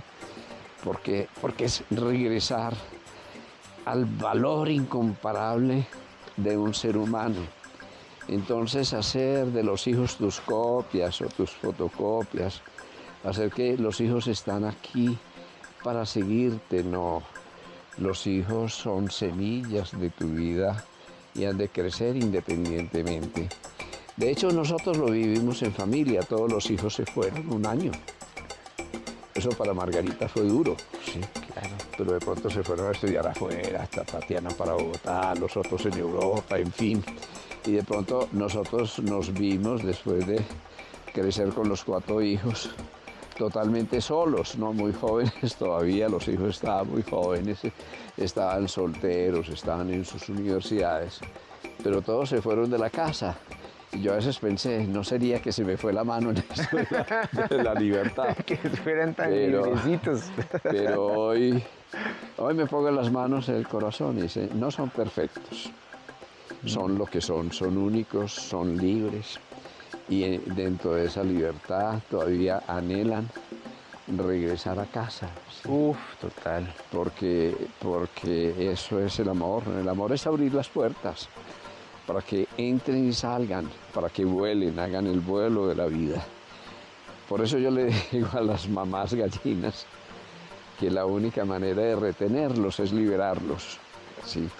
Porque si tú los liberas van a volver, pero si se sientan atrapados, cuando se vayan no van a querer volver, porque no quieren volver a sentirse prisioneros. ¿Sí? Total. Este es otro lugar encantado. Wow, mira, hay otra cascadita. Hay una cascadita allí, hay múltiples cascadas. Esta es otra quebrada diferente que hemos tratado de proteger también. Ha sido muy difícil. Porque mira el otro lado, la gente arrasa, en general la gente Sí, tiene no la hay cultura árboles. de que es que para que las cosas sean bonitas hay que cortar todas No, y como es el una tierra rastrojo. fría, me imagino que estos Claro. árboles lo ven es como Sí, para calentar. pero este rastrojo es muy importante, sí, es muy importante porque eso es la vida, ¿no? Es la diversidad, toda la naturaleza está hecha de diversidad. Y tú tienes esa obsesión de la limpieza, ¿no? Que hay que limpiar la maleza. Digo, malezas no existen, ¿no? Porque nada está fuera de lugar en la naturaleza. La nueva agricultura, la silvicultura, por ejemplo, lo que pretende es eso, no hay que arar la ¿Qué es tierra. la silvicultura? Es la agricultura en la selva. Ah, que tú ya, siembras ya. cosas entre los árboles. Es maravilloso porque tú respetas la Claro, lo ecología, que hay. respetas los hongos, las bacterias, el microambiente y descubres que cada cosa tiene su vocación. Es decir, que si tú no haces nada, automáticamente las semillas que dormían en la tierra empiezan a germinar, ¿no? Es como en el desierto florido, en el sur de Chile y en el Atacama. Eso es una maravilla, así que llueve 1 o 2 días y automáticamente empieza a germinar las florecitas y aparecen flores en lo que ha sido un desierto. Quiere decir que el desierto es un semillero. Es lo que está pasando en este momento con el Sahara. Con el Sahara exactamente lo mismo, ¿no? Es decir, que el cambio en el régimen de lluvias va a hacer que posiblemente el Sahara se convierta en una selva y posiblemente, no sé en cuántos centenares o millones de años, el Amazonas sea un desierto. Son los ciclos. Y lo mismo con la música, a mí me da mucha risa, pero que a mí me encantaban las baladas, entonces yo ponía baladas románticas, boleros en el carro, y ya los hijos adolescentes se aburrían de eso. Y entonces de pronto yo lo veo ahora con los nietos y todo, es que escuchando baladas. Dice, escucha esto, padre. Dice, pero eso lo conocía mis abuelas, mi abuela. Esa es la música. Ellos me lo presentan como una gran novedad. Sangre. Porque no, sí, pero claro. Ahí está. Entonces, pero también es el regreso. Volvemos al origen, ¿no? Vamos aquí, nos exaltamos, el rock, todo eso que está muy bien. Pero ya después nos vamos serenando, vamos regresando y volvemos al origen, y eso es lo la que vida. es del folclore. Son los ciclos, las modas, los ciclos, todo eso va y viene y vuelve, pero cuando tú ves la música clásica tiene sus raíces en el folclore. Buena parte de las composiciones clásicas salieron de canciones y de música folclórica local de los campesinos que se inmortalizaron luego cuando, digamos, se cultivan en la música clásica. Y también ahí, por ejemplo, Mira era la cascada por una allá. cuestión de entretenimiento, A ver, ¿no? No, increíble. Es que esto es un paisaje. Sí, Aquí estoy grabando todo. sí, pero esto es... Esto vale la pena. Vámonos por allá arriba, que hay un caminito para que salgamos por la escuelita. Porque a veces también pasa que la humanidad, los humanos, nos sobreponemos a digamos, al origen de las cosas. Por ejemplo, tú con la medicina lo haces de una forma muy... Quieres servir, siempre dices eso. Yo quiero servirle a las personas, punto. Obviamente eso va a ocasionar pues hay que vivir, de servir también, o simplemente es la consecuencia. A veces uno en la música se le olvida un poquito que la música también tiene una parte terapeuta, de entretenimiento. Multiplicado. O sea que cuando tú lo haces por ambición y tienes tantas expectativas, es el cuento de la lechera, sí, eso no tiene ningún sentido. Tu riqueza es que no para mañana, ni para pasado mañana, ni para cuando estés listo, estés preparado, sino ahora, aquí, ya, des lo mejor de ti mismo. Y cuando tú das lo mejor de ti mismo y haces el vacío, sin ninguna duda, automáticamente viene lo que se llama la plenitud. Sí. Y la plenitud, vamos por este camino, sí. Y la plenitud... Yo aquí estoy más perdido. No te preocupes, que el camino es por aquí, sí. Y la plenitud es que la vida te devuelve multiplicado lo que has dado, nada más. Son ecos de ecos de ecos y tú das tu nota fundamental. Y tu nota fundamental es amar, entonces tú amas sin ninguna condición, te entregas en lo que haces y das tu nota original y completas la sinfonía de la creación. Es lo que viniste a hacer. Además es muy importante porque deja los complejos, ¿no? ¿Cuál es tu verdadera condición? Ser único, nada más. Entonces, cuando así sirves, dando lo mejor de ti, ese es el mejor negocio de la vida, claro. Primero, porque conquistas la máxima fortuna, que es la felicidad. La felicidad. La gente feliz es la que lo da todo.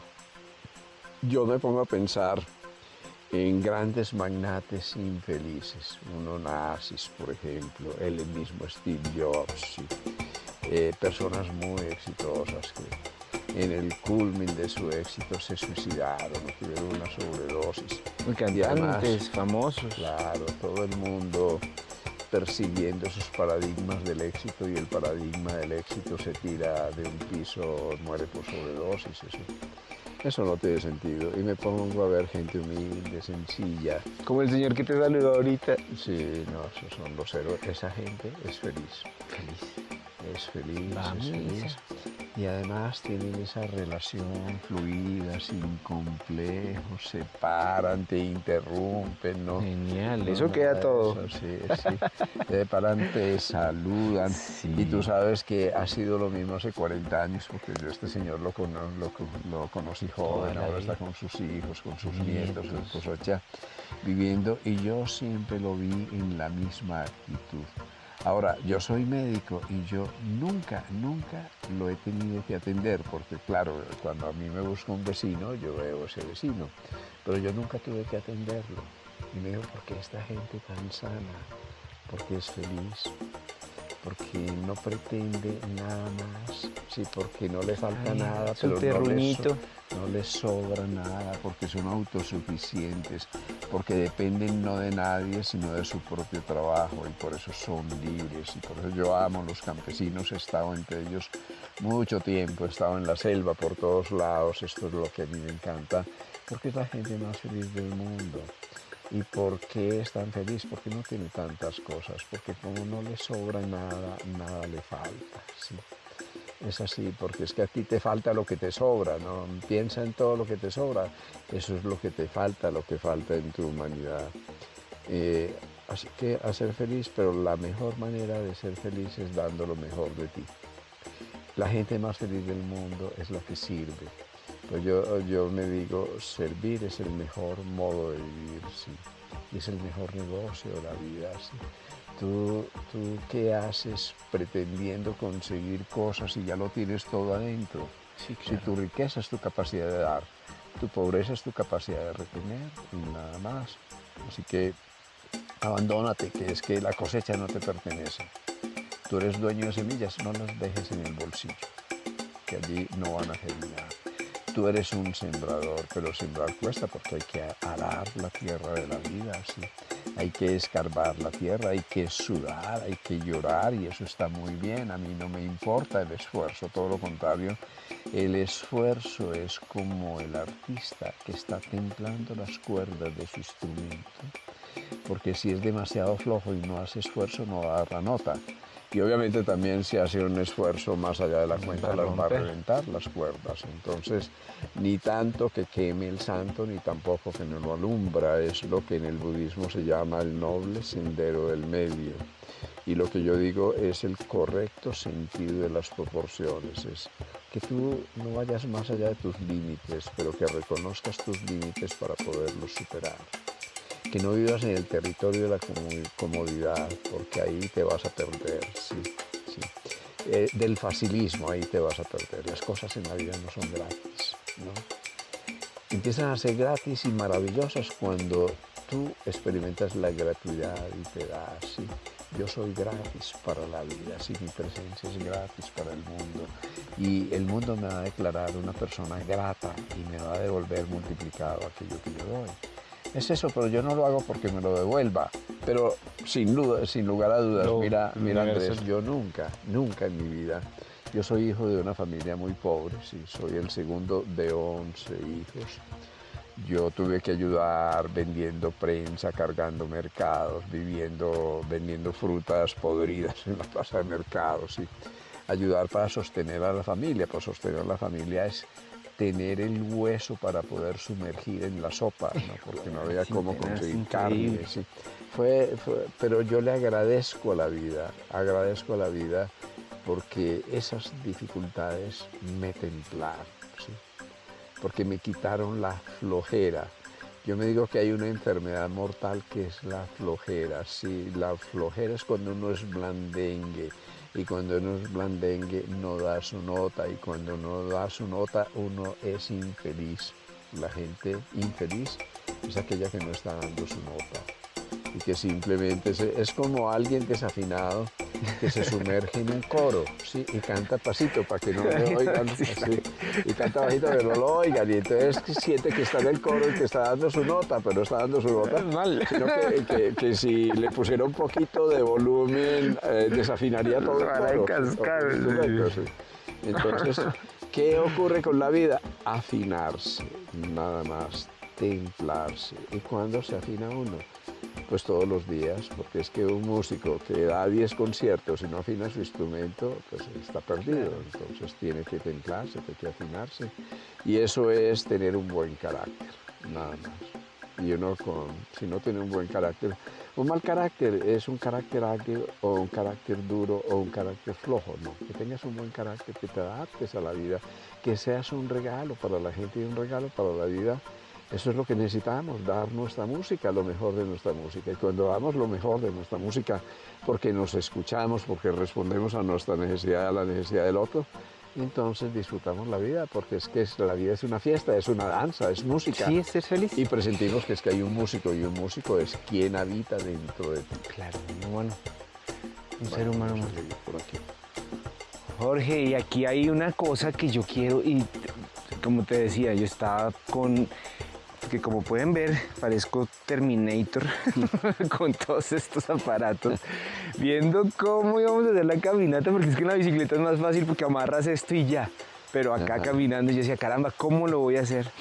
No, y era como la entrevista al doctor Jorge Carvajal, pero entonces hay una cosa que me gustaría, ya yendo, digamos, a ver, nos quedan todavía como 20 minutos, y son, acabas de hablarlo, por ejemplo, de tu familia y el origen, pero sí me parece chévere, yo me siento en el comedor y te escucho con una atención aquellas historias de la selva, del indio Alfonso, que fue un maestro.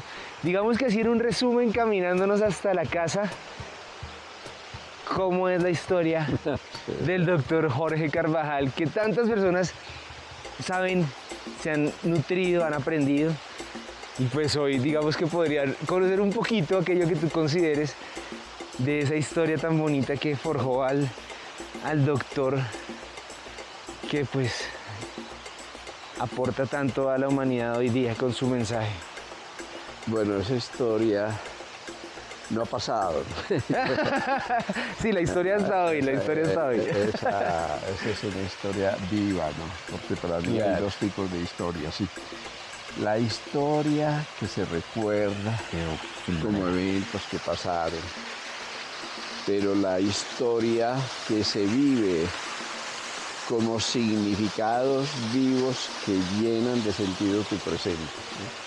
Entonces para mí el indio Alfonso no es un indiecito que está por allá mueco, con sus pies descalzos, medio sucio, humilde, sencillo, flexible, amoroso, sabio, que fue él. Porque él no está por allá, él está en mi corazón, sí, ese es el maestro en mi corazón. Yo, en los momentos más sagrados de mi vida, más exigentes, siempre veo la sonrisa mueca del indio Alfonso, con su dulzura, con su ternura. Sí, La sonrisa mueca. Para mí ese es el modelo de la belleza, ¿no? Una belleza, pues la sonrisa postiza y todo. Claro, ¿no? claro, ahí la apariencia. Sí, no, la belleza es otra cosa, sí. Entonces yo así en la selva aprendí otra noción de la estética, de lo que es bello. ¿Estuviste en la selva por qué? Oh, Porque es que esa... porque yo ya había estado. Mira, la historia es esta. A mí me fue bien en medicina, muy bien siempre, porque... Acá en Antioquia. Sí, en la Universidad de Antioquia, porque yo soy enamorado de la medicina. Yo sigo estudiando medicina, pero no como un esfuerzo, como una disciplina, sino como un placer infinito. ¿Sí? Me encanta leer los avances, los últimos artículos, pero desde la facultad no solo me interesó la medicina, sino que a mí me interesaron mucho las medicinas orientales en esa época, que era la época del revolucionario que todos llevamos adentro, ¿sí? En esa época creo que allí ya se cerró el paso, porque íbamos a pasar por allá, pero bueno, vamos por aquí, hay un rodeo un poquito más difícil, pero vamos por acá. Vamos a intentarlo. Bueno, entonces yo me iba en mi tiempo libre a estudiar de la Ayurveda, de la acupuntura. Recibíamos unos libros que venían de la China que se llamaba China Reconstruye, en plena época de la Revolución Cultural China.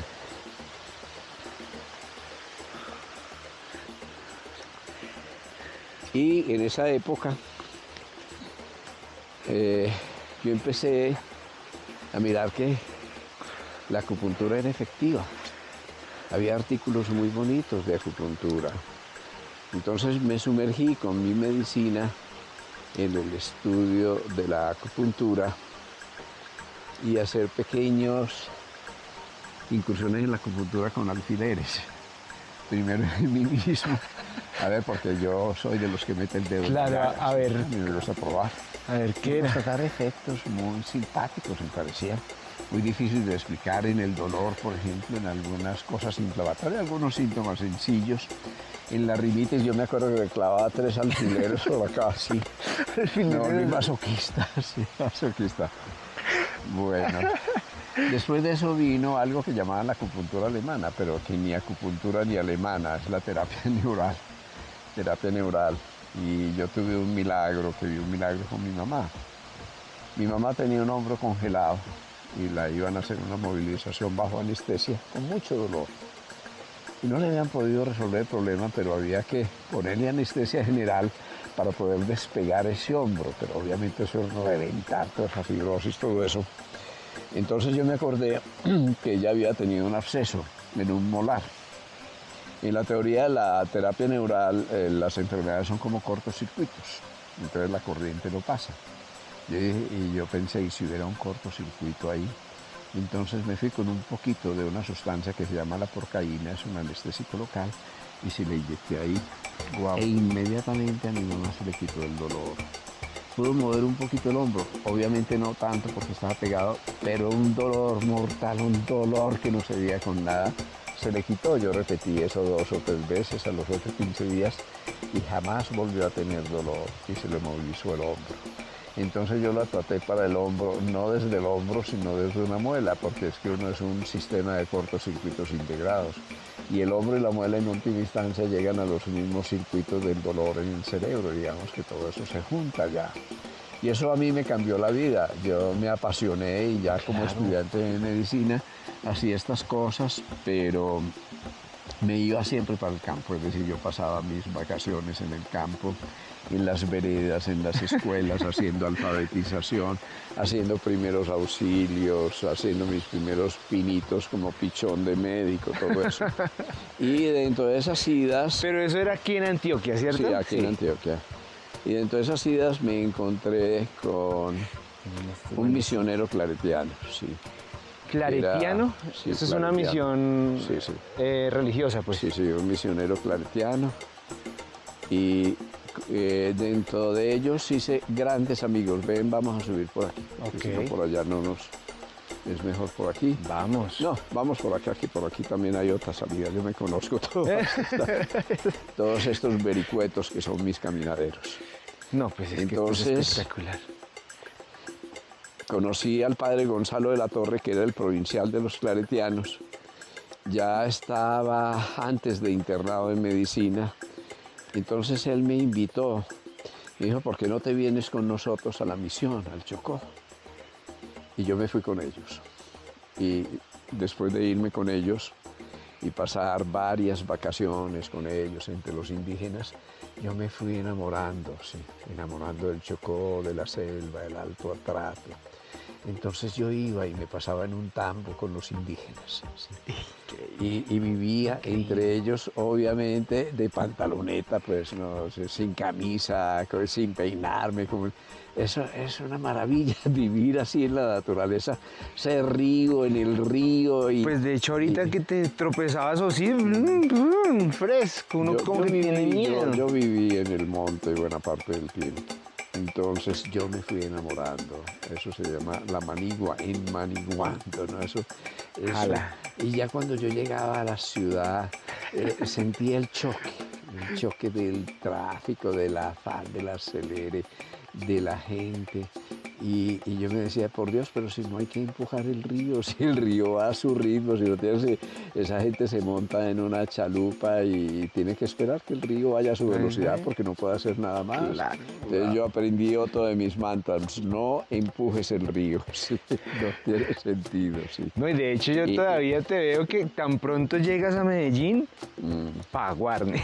Sí, Eso sí, no hay... yo siempre lo busqué todo. Bueno, y entonces llegas al Chocó con esta misión. Entonces llegué y cuando yo salí de la facultad, como había sido el mejor en la promoción entre los estudiantes, entre mis compañeros, le ofrecían por un convenio con la Universidad de Harvard una beca, ¿no? Sí. Y a mí me ofrecieron esa beca para estudiar medicina tropical, que me encantaba. Pero en lugar de irme para Harvard, yo me fui para el Chocó. Además a un guía, a Gilgal, donde no había puesto de salud, donde no había creado un cargo, donde no pagaban. Sí. Entonces yo me fui, busqué que me aceptaran hacer la medicatura rural allá. Y me fui para mi año de medicina rural. Entonces resulta que el año se me volvieron 4, allí me encontré, porque esa es otra de las cosas sorprendentes, ¿sí? Margarita, mi mujer, era casi mi vecina, yo nunca la había conocido. Pero yo estaba un día allí en el puesto de salud, ¿no? El puesto de salud es mucho decir, era un ranchito de paja con piso de tierra por donde pasaban los marranos, así, porque no tenía protección, piscos, todo eso, con una mesita ahí que hacía las veces de camilla para la consulta y un escritorio antiguo que había dejado un tendero que se había muerto. Bueno, entonces ahí estaba en el puesto de salud y eso tenía un ventanuco que daba hacia un sendero que conducía hacia el puerto, porque había un puerto que llegaba a través de unas lagunas preciosas y salía al río Atrato y luego al mar, al Golfo de Urabá, pues es toda una aventura llegar allá. Entonces estaba una tarde con la mirada perdida, que yo vivo con la mirada perdida porque es lo más maravilloso de la vida, es caer en una actitud contemplativa. Cuando tú te pierdes y te vuelves parte del paisaje, ¿no?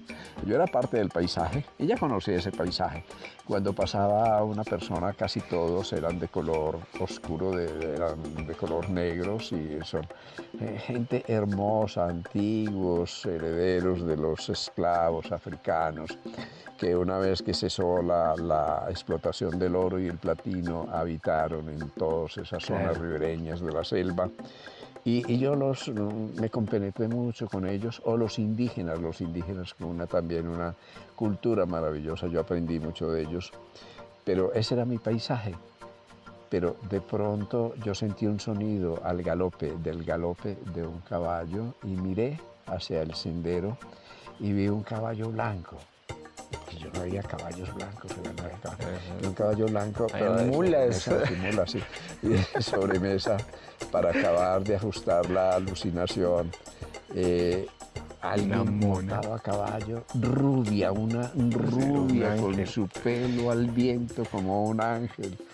Y se fue perdiendo el galope, y entonces, claro, yo me sobaba. Ahora sí te enloqueciste, esta selva te enloqueció, ahora sí, ya estás perdido. Todo eso fue la etapa. Por ahí a la media hora, 20 minutos, media hora, volví a sentir el galope, pero venía en la dirección contraria. Entonces ya sí abrí los ojos y efectivamente el mismo ángel. Bueno, y inmediatamente me fui para el pueblo, cogí el sendero, que el puesto de salud quedaba en las afueras del pequeño Villorrio, que era un pueblito de nada. Fui para el pueblo a preguntar quién era, y dice, no, esa es la hija del Capitán Osa. Y Capitán Osa es alguien, mi suegro después, que iba en una avionetica, sí, que tenía un pequeño aeropuerto allá que él mismo había hecho para aterrizar y para ir a pescar. Y que tenía un ranchito donde llevaba a su familia a veces a vacaciones, ¿sí? Entonces, esa era Margarita. Además, Chocó te presentó a tu Chocó me presentó. A mí son a mi suegra. Irme al Chocó a conocer a mi esposa, a la madre de mis hijos, a la mujer de mi vida. Es increíble, no solo es increíble, sino que después, unos días después, ella estaba allí, ¿no? Y unos días después me llamaron a ver a un enfermo, mi primer enfermo que llevo en el pueblo. Una procesión, no te digo. Entonces yo, mi blusa blanca, de botas, porque claro, ya no había por dónde caminar, una lluvia, esa selva húmeda tropical, sí.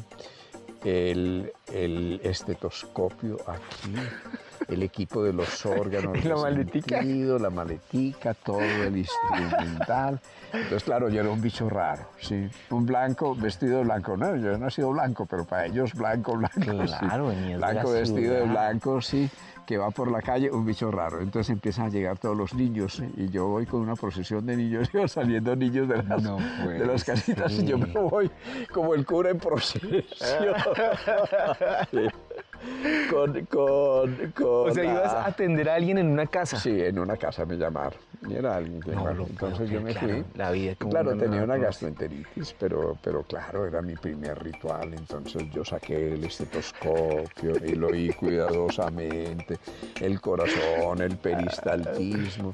Y luego, claro, tenía una diarrea, pero tenía que estrenarlo. Saqué el oftalmoscopio, mirarle los ojos, y la gente cada vez más admirada. Claro, ¿sí? un doctor. Y saqué luego el otoscopio, los oídos, todo eso. Y luego saqué una fórmula, sí. Y ya empiezo a explicar, a hacer el diagnóstico.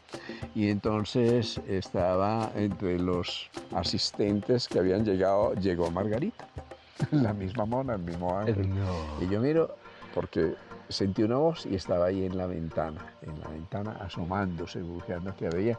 Ella era muy amiga de la mamá de esta que estaba enfermo. Que estaba enferma, una niña que estaba enferma. Y entonces a esta mujer, Margarita, y toda la gente le decía no. Doña no, porque a todos le decía que no, todos los permisos decía que no. Tenía unas hijas adolescentes muy lindas y todo era que no las dejaba salir. Claro. Entonces le decía no, y ella ya sabía, reconocía que le decían no. Y le dice Margarita, no, eso es muy sencillo, eso es una diarreíta, almidón, agua y limón. Dañó todo. Yo la miré, claro, me dañó todo el encanto, toda la cosa. Todos los niños pero mira, en ese doctor. momento que yo miro por esa ventana y veo esos ojos, siento que iba a ser la mujer de mi vida. Luego mataron a un hermano, la guerrilla asaltó. Ella ha sido una familia de pilotos, ella ha tenido 2 hijos muertos, 2 hermanos muertos en atentados por la guerrilla o por la mafia, todo esto, que han sido pilotos. Entonces es hija de ese dolor, Ya cuando la veo 2 años después, en el mismo pueblo, yo estaba todavía ahí, la veo de luto, de luto. Hablo con ella, recuerdo que mis primeros mensajes sobre la muerte fueron precisamente con ella y luego con su familia. Eso es más para duro, ¿no? cambiar la dimensión Una muerte de la accidental muerte, así. porque lo habían vivido de una manera tan trágica que entonces era necesario esto, porque yo ya tenía otra dimensión de la muerte, sí, otra vivencia de la muerte. Bueno, y eso fue. Entonces, así empezó la aventura. Tuvimos un noviazgo a distancia de 10 meses y nos casamos. Es que eso Y fue aquí, rapidito. 44 años después, seguimos casados. 4 lindos Casados con hijos. 4 hijos, todo. Entonces, realmente no hay casualidades, hay sincronicidades. Porque en la selva, gracias a un accidente, yo me gané la lotería. Conocí a Anita de Villegas, que es la hija de un conde belga, Alan de Villegas, que luego fue mi compañero de investigación. Pero eso ya fue cuando durante te más de fuiste a Europa 25 a vivir años, sí. allá. Pero yo la conocí en la selva, En la misma Anita.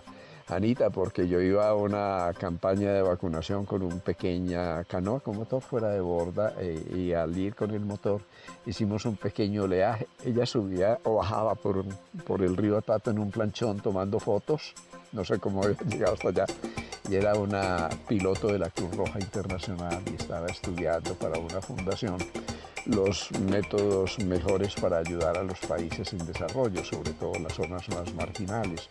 Entonces estaba ya por el Chocó y cuando hicimos el movimiento, ¡pum!, se fue al agua. Ay, caramba. Se fue al agua con cámara y todo. Y se aporreó un poquito, entonces fuimos, la cogimos, nos devolvimos al puesto de salud y allí yo conocí a Anita. Anita tenía un problema cervical y el indio Alfonso me había enseñado. El unas indio maniobras, Alfonso, ese es sí, súper importante sí, también en tu sí, historia, ¿no? sí. Nosotros Me había tratamos de seguir. enseñado unas Yo, maniobras. es que los domingos yo pongo la alarma a las bueno. 9 Así. y le despiertas ahora, perdón. No, entonces ahí conociste, no, ella conocías al indio Alfonso. Sí, no, claro, yo Ahí estaba, ya- yo estaba allí. Ya conocí al indio Alfonso. Luego hablamos de eso porque eso es una aventura. Sí. Ese es otro podcast Eso, completo. No, el indio para mí, como te digo, es el maestro en el corazón. Está en mi corazón siempre. Entonces él me había enseñado unas maniobras de ajuste de la columna vertebral, ¿sí? Para tortícolis, síndromes cervicobraquiales, dolores del hombro, de los brazos, calambres, todo eso. Y es simplemente descomprimir los nervios a través de ciertas maniobras de tracción. Y ella tenía un dolor crónico muy severo porque montando la llanta de un avión que se había desinflado con el gato se resbaló y es un avión bajito, es un Piper. Ella es alta, el ala le cayó aquí, encima en la cabeza. Entonces se hizo una lesión en la columna cervical que la tenía muy incapacitada. Yo me atreví, le hice la maniobra y dice, ¿te dejas? Y dice, claro. Entonces le hice una maniobra y esta mujer, después de años, se alivió de su dolor y ella quedó muy agradecida. Entonces se quedó varios días en el puesto de salud viendo lo que hacía y me vio clavando alfileres. Sí.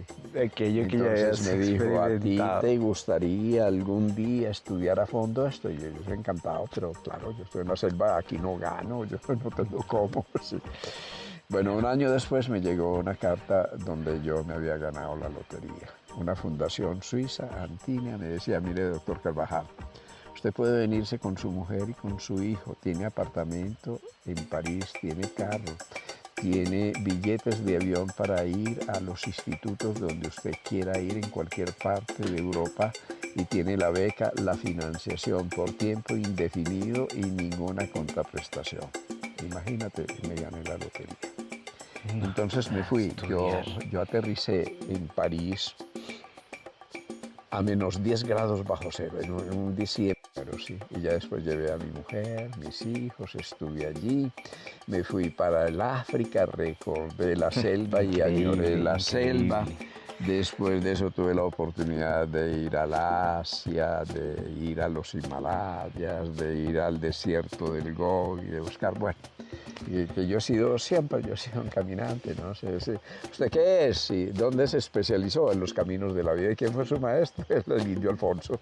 ¿Y dónde estudió? Pues claro, yo estuve en muchos institutos, muchas universidades, pero mi origen es la escuela de la vida con el indio Alfonso. Ese fue mi gran aprendizaje. Jorge, gracias. Bueno, Y a ti. tremendo recorrido, miren este paisaje. Esto es ser feliz, ¿no? Claro, Esto es no ser se feliz. necesita nada más. No se necesita nada. Así que la moraleja es, hey, hay que intentar ser felices como sea. Claro. A No eso ponerle vinimos. tanto misterio a la vida, disfrutarla.